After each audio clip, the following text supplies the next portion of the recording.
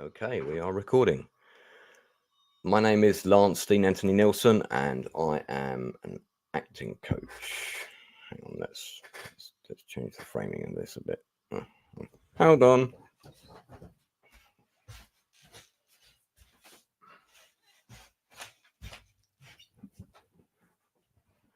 Didn't think this through, did I? Right, that's better. Okay, good. Right, let's start that again. Just put this up a tiny bit. Okay. So questions. Here we go. What's your name and your role at Red Lens? So my name is Lance Dean Anthony Nielsen, and I am an acting coach at Red Lens. When did I first get into acting? I started acting at quite a young age, and then progressively moved into directing, and pretty soon got into coaching. So I started acting when I was probably 6 or 7, school productions and that kind of thing. Okay. What's your favorite acting technique or exercise?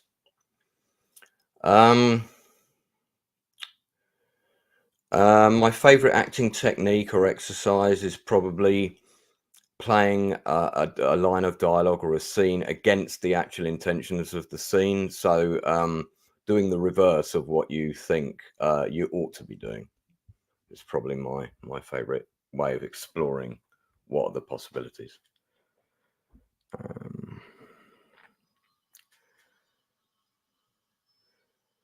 What's your favorite line from a movie or a play? As we've just lost the great James Earl Jones, I'm going to go with Luke. I am your father. If you could play any character in the world, what would it be and why? Oh God, there's so many choices. Probably I would play either, if I could play any character in the world, or who would it be and why? I had it. It's gone out of my head now. I'll recap that answer in a second. Let me think. If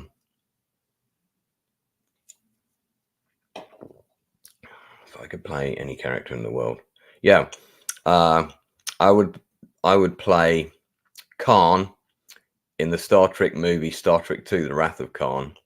Originally, the role would be played by Ricardo Montalban. Totally unsuited for the part, but it would be a lot of fun. Okay, so that's why I'd play it, because it would be a lot of fun. What's the next question? Describe your teaching style. Describe your teaching style in 3 words. I would say that it's organic and intense. What's one piece of advice you'd always give to your students?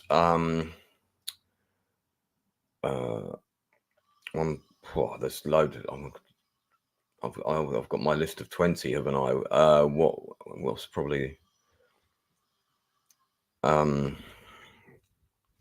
yeah, okay. Well, one piece of advice I would give is always know the name of everybody on a set, including the runner, and treat them all the same.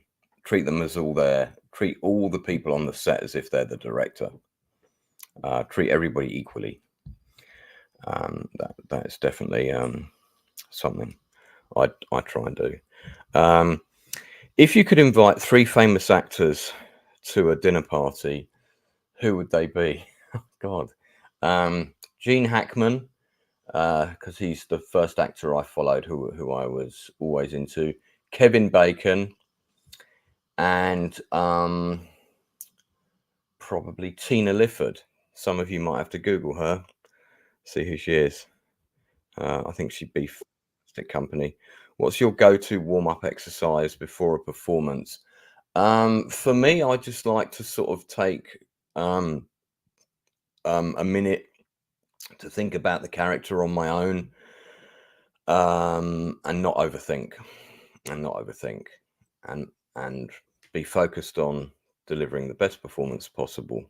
But everybody likes to do different warm-ups, so no particular warm-up before a show is right or wrong. Favorite snack or drink during rehearsals? Evian, and during a rehearsal I probably wouldn't. What's your hidden talent besides acting?